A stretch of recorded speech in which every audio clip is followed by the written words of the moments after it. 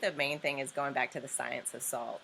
So, salt in and of itself is antibacterial and anti inflammatory, meaning if you have a block of salt and you put a foot fungus on it, it's not going to live on the salt. Like, it actually cannot live on the salt. And then also, salt pulls moisture. So, when you have a salt shaker and you put rice in it because it clumps, that's because it's drawing moisture like out of the air. So what happens when it goes into your body, it's doing those same properties.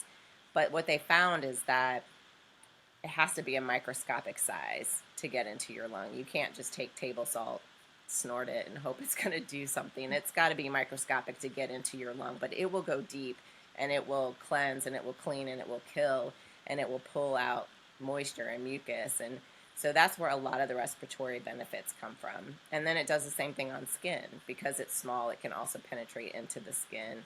It's anti-inflammatory, antibacterial. So a lot of conditions like eczema and rash are helped. But also the machine that actually creates the salt, it generates negative ions. And as we know, negative ions make you feel really good. So a lot of times people just sit in the room and they say, I just feel good. Like when you go to the beach and you're in the salty air and you say, I just feel good. Yeah. It's very, very similar to that. And I always like to talk about the history of how they even discovered that salt did this. And it came from the Polish salt mines. They realized those workers didn't have the same kind of respiratory issues as other miners. So Wow. they started to kind of find out why. And it turns out that in the salt mines, the environment has this microscopic salt. The miners were breathing it in.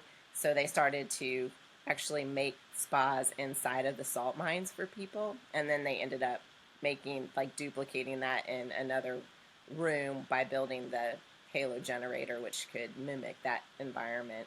It's just interesting. I don't know. That's I'm learning more and fascinating. more about No, salt even every day, just being around it. You're like, huh,